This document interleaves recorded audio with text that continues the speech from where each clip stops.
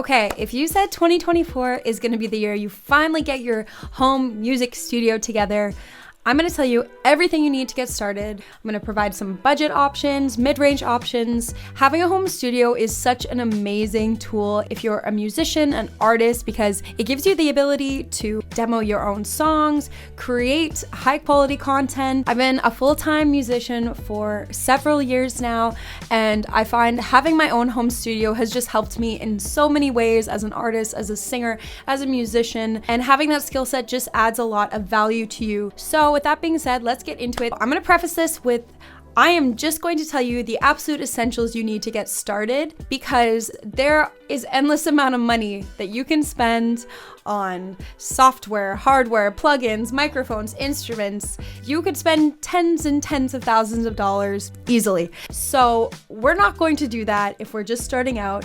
I'm a huge believer in starting with just what you need and learning how to use that equipment really well and then upgrading as you go. That's what I did. I now have some higher level equipment, which I'm really excited about, but I did not start that way. I've been upgrading for years now. It's a way better way to go. A lot of the time, if you get all these fancy plugins and software, you're not even really gonna know what to do with them at the beginning. So I really recommend waiting until you're a little further into the process. So that being said, let's get into everything you need for your first home studio in 2024. First thing I would really recommend is getting a computer. If you already have a computer, chances are you can use the one you already have. If you don't already have a computer, you can actually use your phone to record whole songs. There's amazing apps like BandLab and GarageBand that are free to use. So if a computer is out of your budget right now, that's a great place to start that I would recommend. So once you have a device, now you're gonna be getting your digital audio workstation,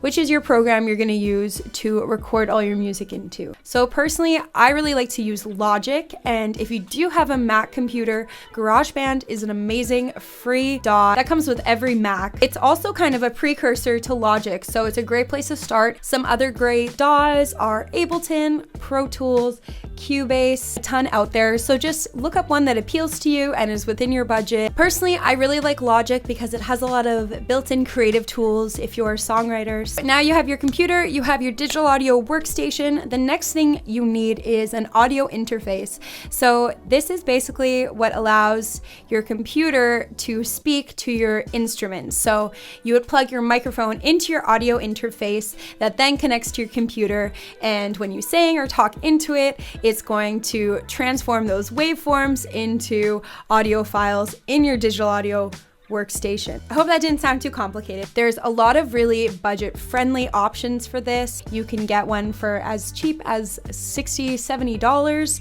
and they go as expensive as thousands and thousands of dollars. I do have some recommendations linked below, so you can check those out. So the next studio essential we would need is a microphone. So this one is the Røde NT1 Signature Series. It's a large diaphragm condenser mic. It's a mid-range mic, not on the super expensive side, but not on the super cheap side. And I really love this mic. It gives a really bright, clear sound, is great for vocals, but would also be great for something like acoustic guitar. There's decent sounding microphones for the $60 to $100 range. This one comes in at about $229. And then I have another mic, which is worth about $1,500.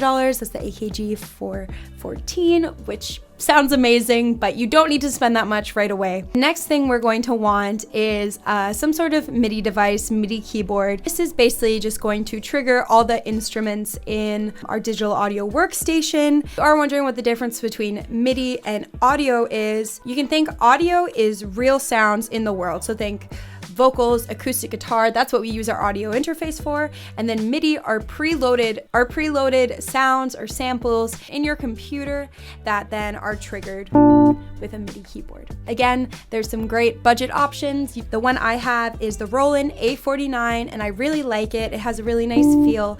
But if you are a piano player, you might want to spend a little more here and get a more realistic feeling piano. It just depends on your preference.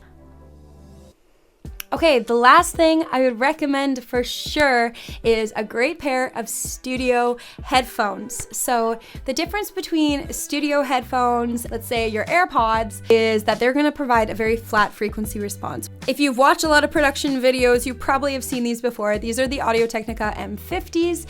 They do have some cheaper models as well, but these ones are really awesome. Something that you might be surprised that is not one of my studio staples are actual speakers to monitor your music. And the reason is one, they are quite pricey when you're starting off.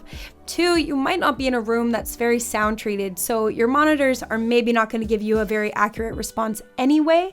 So for those reasons, I really recommend that to be something you invest in later. If you want to see some of my budget and mid-range recommendations, you can check my Amazon storefront in the links below. And I also have a link to this Røde NT1 signature series if you want to check it out. It comes in a lot of cool colors and is a great mic for, again, vocals, acoustic guitar. So I really hope this helps you start your music studio journey. If this video was helpful, make sure you hit the like and subscribe, and let me know in the comments what else you'd like me to cover in future videos. Happy music making!